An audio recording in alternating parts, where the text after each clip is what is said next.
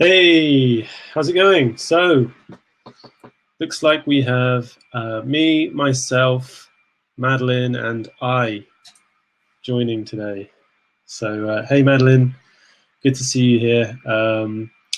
Let me know if you can hear me and if the video is good too. I know you had some problems last week trying to view it, so I hope everything's clear. And yeah. If you let me know in the comments box if everything's okay, um, and we can make a start. So it's a very warm and sunny day here in London again today. I feel very lucky. The sun is out, very warm. Like I said, very hot. Must be about close to 30 degrees Celsius, maybe mid 20s, high 20s. So that's maybe 80, 90 degrees Fahrenheit. Yeah, I hope it's nice wherever you are, and yeah, I hope everybody enjoyed a good 4th of July weekend for those of you in the States, and yeah, I hope you were able to have some fun and see friends and family. Let me just message Madeline.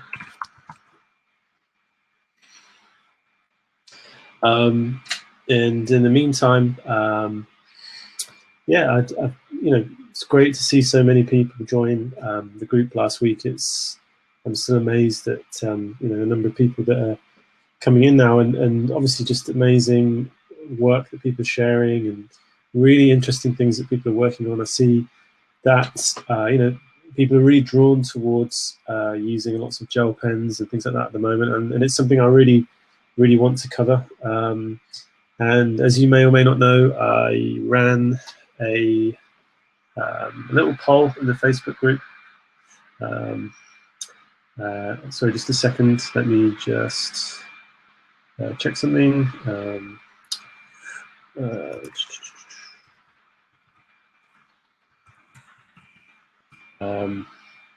Ellen having some problems there, trying to log in. Let me see if I can help. Try logging out.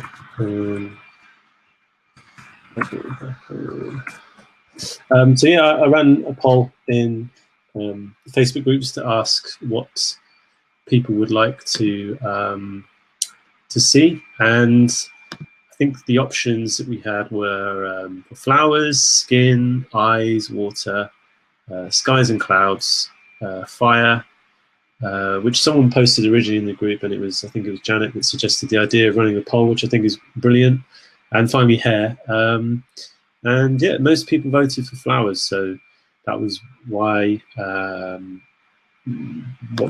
why the topic was kind of picked for today. And sorry, Madeline's still having problems getting in. Let me see if I can help.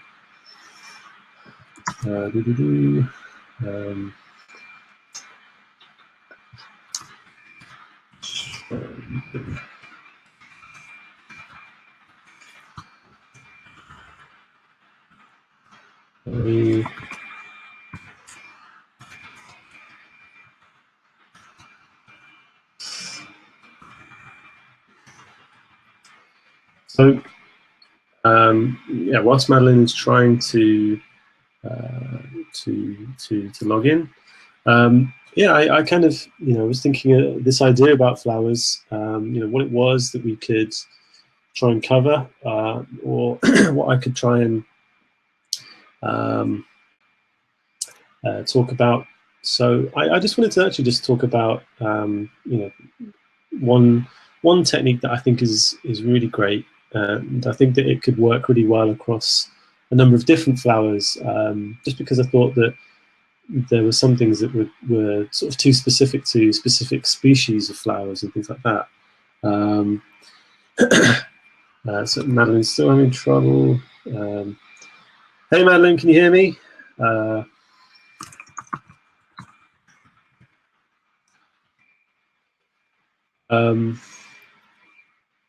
So I'm going to give a little wave just to test the image again, see if the video is working okay.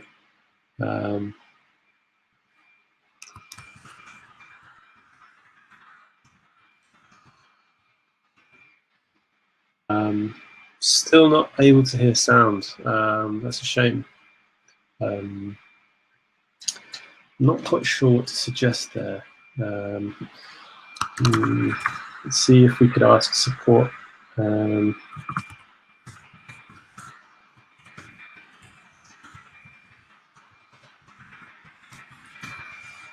Yeah, Crowdcast support, very helpful. I hope they can fix that problem.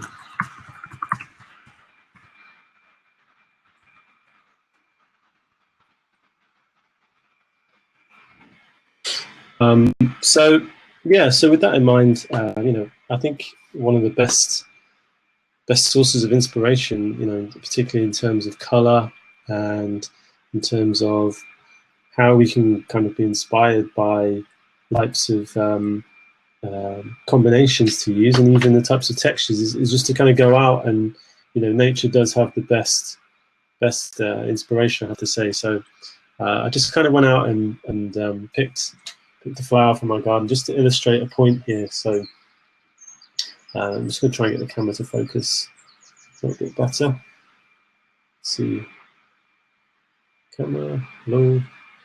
So I don't know if it's still a bit too fuzzy, but what I wanted to show you was how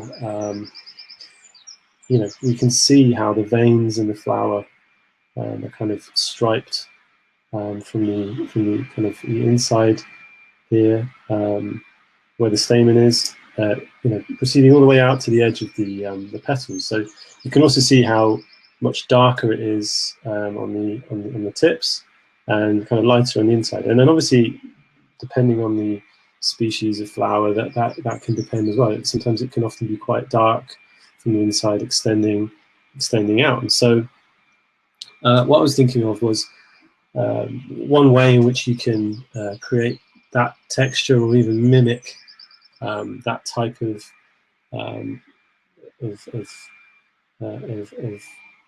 texture in the petal itself. And so in this example here, I've just kind of drawn this kind of pansy shaped flower here. And just move the book out of the way. And really it was about using sort of striped strokes, which I've just practiced here just to kind of illustrate my point. And what I've tried to do is to kind of build up the colors from a very kind of light, soft blue all the way through to these kind of darker tones here. And then I've picked a couple of contrasting colors to act as highlights. And then finally I finished it off with a light blue here. So let me just send one final message.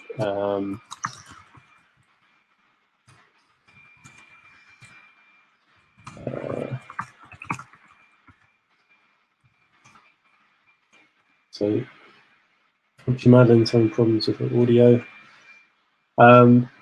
So it looks like I'm going solo today, but so yeah, kind of working our way through these six colors that you have. So so in this example, I've used, if you wanted to follow along, you can pick out these prismas as well. So I'm just using the light cerulean blue as my kind of initial light tone to use. It's basically going to be my base color. And so what I was doing here was just using very, very light strokes to almost create little arches or small arcs to form the shape of the petals. So you can see how, in the example in a second, I'll try and follow the curvature of the petal to make it a little bit more three-dimensional. And so I'll build up with that light blue. And it's just these strokes. I'm just creating these lines like this, so just almost like little eyelashes, one on top of the other. And the point is is to kind of leave these kind of white gaps or white spaces underneath. And this is going to allow all of the other colors to kind of come through. So the color after that I'm using is the True Blue, and it's basically a mid color.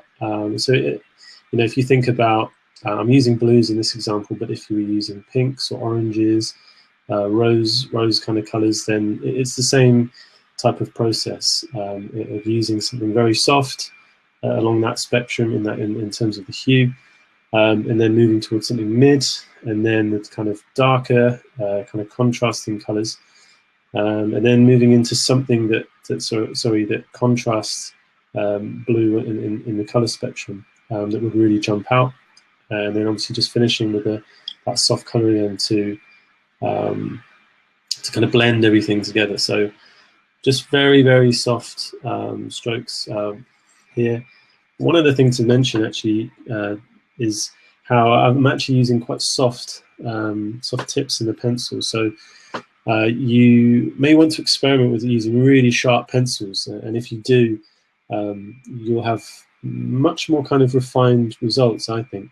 What's happening at the moment is the pencil is pushing across the page, so it feels quite soft, and you might not be able to pick out much of the kind of line work unless you really looked up close or were able to see this up close. I'll try and post a picture in the group to explain what I mean by that. So once you've kind of been able to cover using that very soft base color, that blue, the mid-tone, now I'm using the ultramarine, so a kind of darker blue to actually, before I use the ultramarine, I think I'd like to use the violet, actually, just to pick out. I'm going to use it at the tips or the inside, depending on where, how you want the your image to turn out. So I'm just going to just, and all I'm doing here is actually just flicking just very lightly from the outside upwards. So I'm just doing this so that it feels a little darker where I'm putting the pressure here, and then flicking upwards so that it goes a little lighter at the top. So you could do it at the top and the bottom, and that would actually create a more three-dimensional result, as we'll see in just a second. So you can see here how we have, underneath we have the light blue, the mid blue, and then at the top I've just added a few strokes of this violet.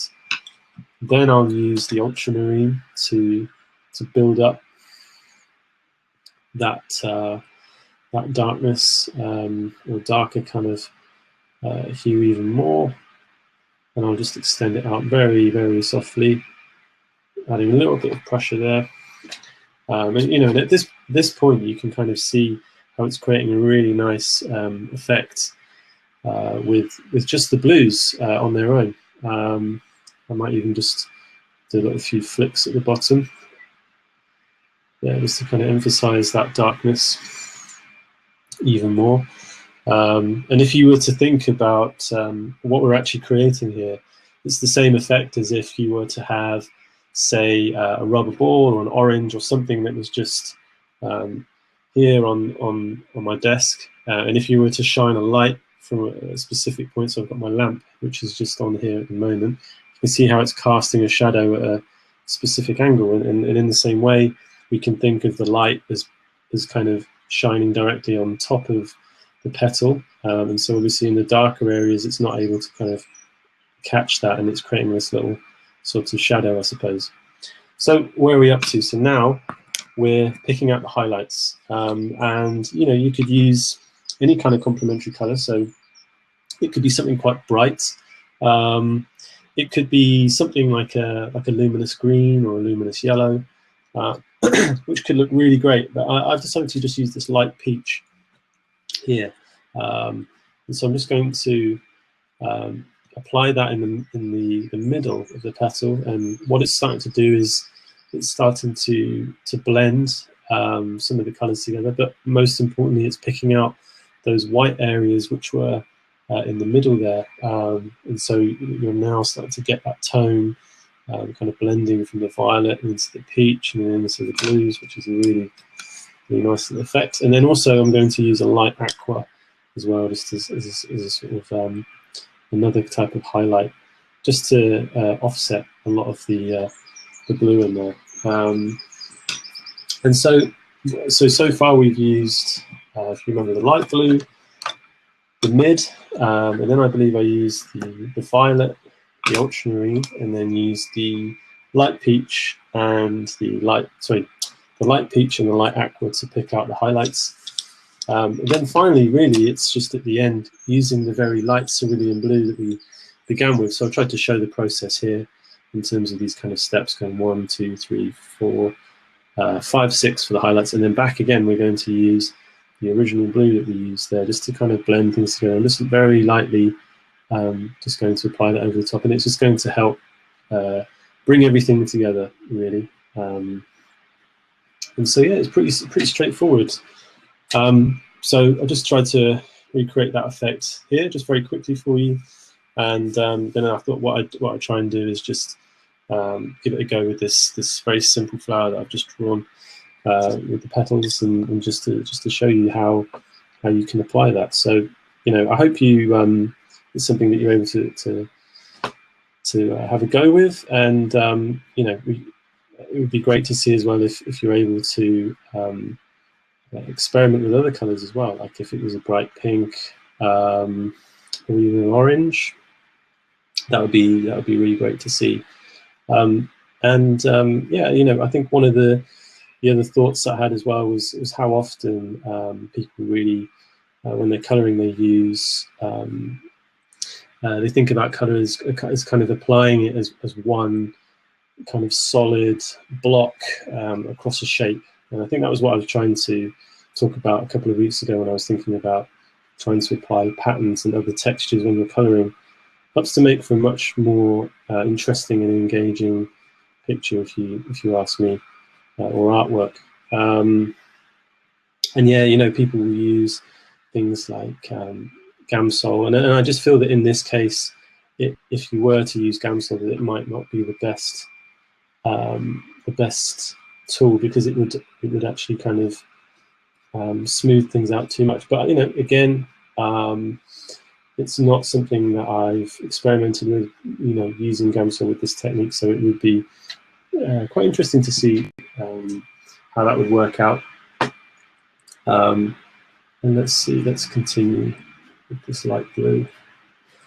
And one thing I am doing actually is just kind of leaving the center white for the meantime. I just thought I'd like to leave that white, and I'd maybe even try and finish with like a yellow or a very pale yellow in the middle to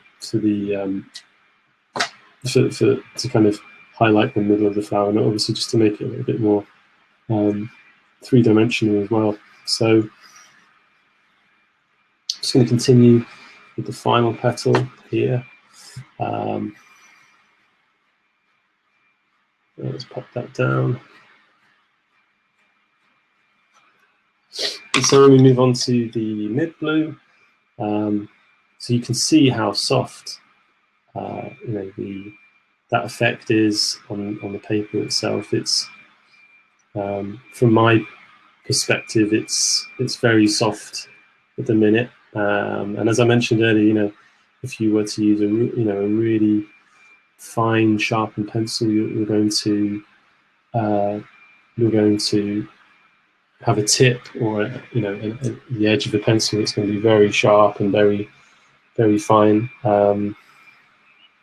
So it could almost like scratch the paper, but it is also going to create very fine lines at the same time. So I suppose those are the two considerations you may want to think about before you start. But if you personally, I think if you have a spare colouring page, or even just a scrap piece of paper, just to try out this technique, I think it would you'd be very surprised with what you can achieve with just a few colours. You don't have to have the full range of colours that I have here. I actually feel as though if you had maybe even just a few, so a kind of a light, a mid, and then a dark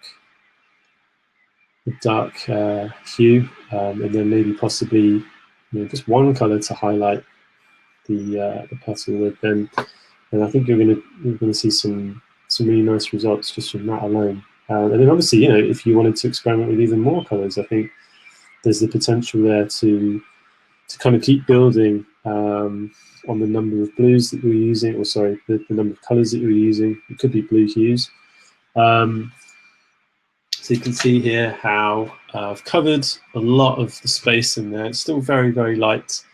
And now I'm going to use the violet, and I'm actually just going to use that from the edge. The edge there, just to blend that in.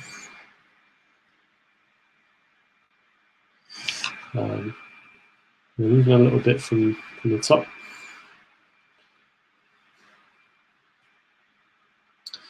You know, one other thing is you could also consider, I'll try and do it in a second just to show you, but you could also consider how you even change the pressure that you're using as well. So it could be, if you were thinking about the light source coming into this valve from here, it could be that you actually use very light pressure here and then very sort of heavy pressure to highlight the shadows and the highlights, you know, on the opposite side. So that could be another way of varying your mark making further. So I'm just going to do that there just to show you as an example.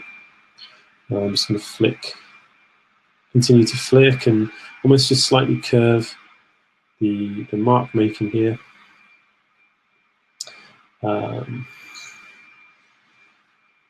then also varying the length sometimes as well, I think is quite good. It helps to just add variety rather than it looking as though it's very kind of repetitive. So I'll just drop those in there. Drop these in. These will be a little lighter. As I said, if we were imagining a light source coming from this side, these could be a lot softer. Let's add some shading in there. And then some darker strokes in there. And I'll continue. So we could even go quite dark here, and then we can get a bit lighter stroke there.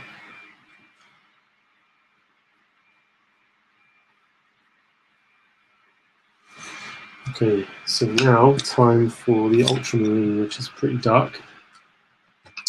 And again, I'm just going to start from, let's say, from the middle here.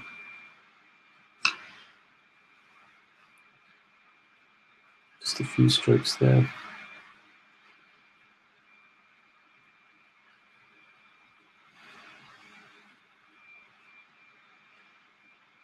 Continue that all the way around. You know, I think one problem with this drawing is because I've drawn it with the violet or one of the colors, it's going to make it quite difficult to stand out. So, you know, you may not have the problem of the colors kind of disappearing into the image as I have at the moment, because obviously we're using color, you know, your own colored pages or coloring books that have that. But I wanted to just try and show you that effect with something that you could draw yourself. You know, again, something you could try and do, and it would be great to see it. As always, you know, feel free to please post your images in the Facebook group. It's always lovely to see what you're working on and what you've been able to achieve with some of the different techniques. And you know, there's so many different approaches to things. I think that's the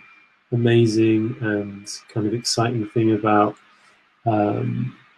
being in the group and seeing what everybody else is up to and how they've approached things, how they've overcome problems whilst they're colouring. So yeah, it's been, you know, great to see how people have done that, and then obviously share their experience and share their artwork and their outcomes with them too. So if you're watching this on the replay, then it would be great to have you in the group. And you know, there's all sorts of ranges and abilities in there, so please don't feel as though that your work may not be you know, best suited or what have you. It's always good to see a variety of different people there. So it's coming towards the end with the ultramarine.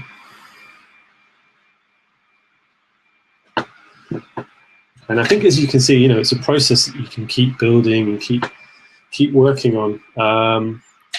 I will just add the light peach now. So I'm just going to work this into the middle. And actually, one of the things you can see if you, it could be something that you might see as you experiment with yourself, but obviously when the peach is going over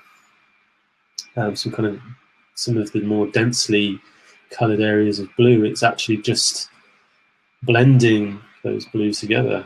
I'm trying to pick out the whites that are in the middle. So if you can see, I'm actually just rather than working at the edges or the inside as I was before, I'm actually just working my way around the middle to kind of highlight and pick out the white that's been left behind.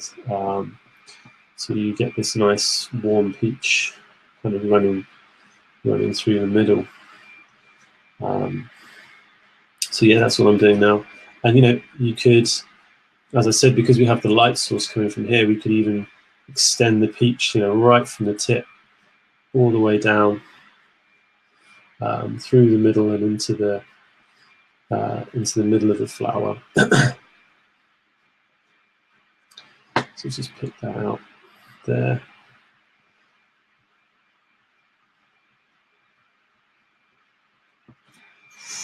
That's looking pretty good, I think. And then obviously we'll continue. Maybe we'll work from the middle here, and then just extend it out from the very edge of the flower, so right at the top here, sorry, the petal, and just work that into the middle.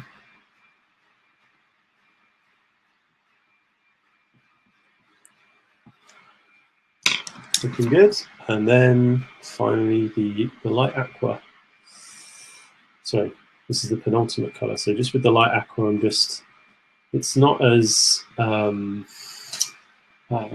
not sort of creating strokes as tight as I was together. So just to illustrate what I'm talking about, you know, when I'm going around with some of the lighter colors, I'm sort of, you know, the distance between the strokes is quite tight. With the, you know, the light aqua, it's a little bit more spaced apart, if that makes sense. So it's a bit more sparse, just because I want to pick out some of that color and create a highlight in a very different way. So I'm applying a lot more pressure now, because obviously we've got all these different layers of colors, and obviously the peach is kind of really worked into the colors too.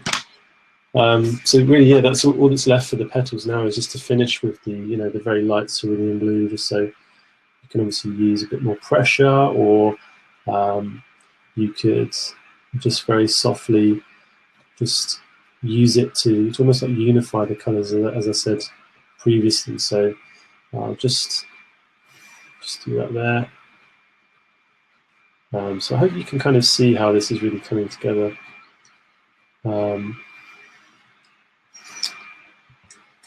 you know, it creates a pretty nice effect, I'd say, if it's something that you haven't done before. So you keep working from the outside in.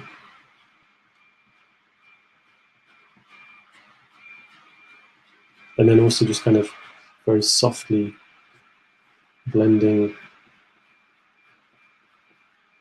that blue on top as well. So you can get more of that light blue shining through the petals there. And I think, you know, one of the nice things is seeing that variety of color. It makes for a much more interesting image. So as I said, I thought I'd leave the middle, and I'm going to try A very luminous, let's have a look, very luminous green, and let's try and look for a bright yellow. So I think I've got some here. I have a chartreuse and I have a canary yellow there. So what I might do is just start with the canary yellow. And actually, I'm actually thinking as I'm doing this, a really bright yellow or even a kind of creamy yellow could be quite good too. But let's continue with the canary yellow. And again, I'm just using those strokes to flick the pencil out. And I'll just use a little bit of this chartreuse just to kind of create like a highlight or another kind of complementary color to the canary yellow to act as a highlight. So yeah, I hope you can see there. I think it's pretty straightforward, and we've come towards the end of the 30 minutes. So I hope that was really useful. Like I said, I'll post this image in the group so you can get a better close-up. Let me just actually try and show you that image there. Don't know if it will focus very well. Come on, camera. Yeah, so you can kind of see it if it does come into focus. Yeah, as I said, I'll post this in the group, and it'd be great to see your own efforts as well, and to see other kind of combinations that you've come up with. And obviously, don't forget, Word Mandalas Volume 1 is out now, and if you're able to pick up a copy, it'd be great to see what you make of it and how you get on with it. And also, still running is our where is it? It's our competition to win a set of polychromos. So you can win 36 polychromos, and again, you can find the competition in the Facebook group too. So if you're watching this back, hope you enjoyed it. I hope this was useful. And yeah, you can catch me every week on Crowdcast on Wednesdays, and hope to see you soon. And I hope you can join me. So take care, have a great week, and I'll see you soon.